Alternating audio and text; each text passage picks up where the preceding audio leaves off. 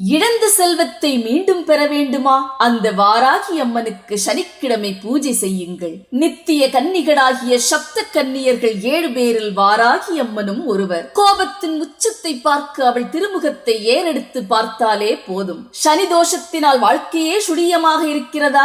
இன்று வாராகி அம்மனை நாடிச் செல்லுங்கள். ஒருபுறம் மூர்க்க குணம் என்றாலும் மறுபுறம் தயாள குணத்தினால் நம்மை அணைப்பவள். வீட்டில் வடதிசை நோக்கி அகல்விடக்கேற்றி அவளை வழிபட அவள் அருள் பரிபூரணமாக கிட்டும்.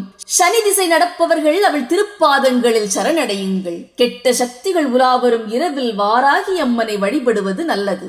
சனிக்கிழமை சனிகோரை நேரத்தில் வாராகி அம்மன் படத்தை துடைத்து பூக்களால் அலங்கரித்து செம்பருத்திப்பூ, நீல நிற சங்குப்பூ, சிவப்பு நிற அல்லிப்பூ அர்ச்சனை செய்து அகில்விளக்கில் நல்லெண்ணெய் ஊற்றி விளக்கேற்றி 1 டம்ளர் பானகத்தை நெய்வேத்தியமாக படைத்து அந்த வாராகி அம்மனை வழிபட அவள் உங்கள் இல்லம் தேடி வருவாள். நன்றி.